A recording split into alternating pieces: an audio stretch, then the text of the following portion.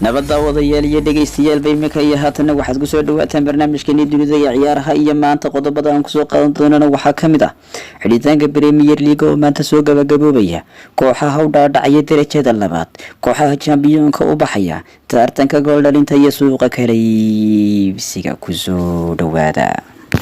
ugu horeynba waxaynu soo qaadan doonaa kooxaha u dhaadhici doona darajada hoose kooxahaasi oo ku dagaalamaya maanta dhexmari doona dagaalkii ugu baanaa ee ku badeeday kooxahaasi waxay kala yihiin saddex kooxood oo aad u waaweyn oo waliba mid kamid ah isla sanadkii la soo dhaafay ka soo baxay darajada labaad kooxda Aston Villa waxay haysataa 34 dhibcood kooxda Watford waxay haysataa 34 dhibcood kooxda Bournemouth iyaduna waxay haysataa 32 dhibcood maanta koox kasta oo saddexdaas kamid ah hadii ay badiso waxay u bixi doontaa Premier League in sanadka xiga ka ciyaarto hadii laga badiyo way dhici doontaa barajahana waa ku hadhi karaan hadii mid kamid ay badiso kooxahaasi waxay ahaayeen kooxaha darajada labaad noqonaya dagaalka ugu baahan oo dhexmari doona ciyaarta maanta axad dhici doonta dhinaca kale hadii uu dhaqaano waxa jira kooxo saddex oo ku dagaalamaya kaalinta ugu sareysa ee Champions League loogu baxayo kooxahaasi waa saddex kooxood oo waaweyn waa kooxaha Chelsea Manchester United Leicester saddexda kooxood waxay ku dagaalami doonaan maanta gabiyaantoodba inay u soo baxaan tartanka Champions League ee kaalinta afaraad iyo saddexaad kooxahani haddaba iyay la kala ciyaarayaan kooxda Chelsea waxay la ciyaari doontaa kooxda Wolves waa koox runtii dhibaato badan oo koox badan ku garaacday garoomadooda sanadkan gudihiisa kooxda Manchester United iyo kooxda Leicester City iyagana waxay ciyaar ku dhexmari doontaa maanta isla laftarkooda garoonka Old Trafford haddaba ciyaaraha finalada ee maanta la ciyaarayo ayaa labadaasi oo dhexmari doona kooxaha Manchester United iyo Leicester City iyo kooxaha Chelsea iyo Wolves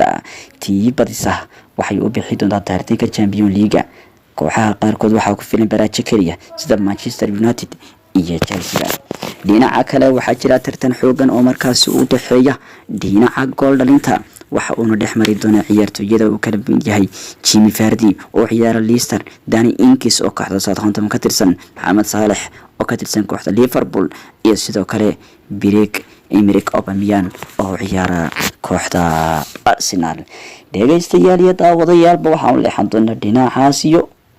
suuqa kale iibsiga wararka ugu waaweyn saaka laga qorayo suuqa kale iibsiga ayaa waxay sheegeen ciyaaryahankii weynaayo mucsadii kubadda cagta Messi inuu ku sii jeedo xagga ayaa Interjigo ku heli kara heshiis bilaash maxaa yeelay sanad walba waa bixi karaa heshiiskiisa ku xusan dhinaca kale ciyaartooyga Kingsley Coman ee ciyaara kooxda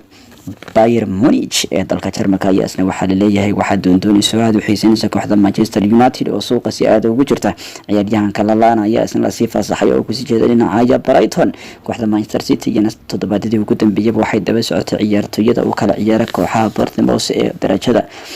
labaad laga baqaya inuu dhacdo iyo kooxda Valencia ee dalkaasi Isbaanishka waa ciyaaryahanka Ferran Torres iyo waliba ciyaaryahanka difaaca ka ciyaaraya Nathan Ake dawadayaal qodobadii iyo wararkii ciyaaraha ee dunida iyo maanta ayaa intaas inaga dhan waxay la socodsiinayeen wax Xasan Ducaale intaynu barnaamijka mid la mid ah ku kulmid doona waxay idinkaga tagayaa sida iyo nabad geliyo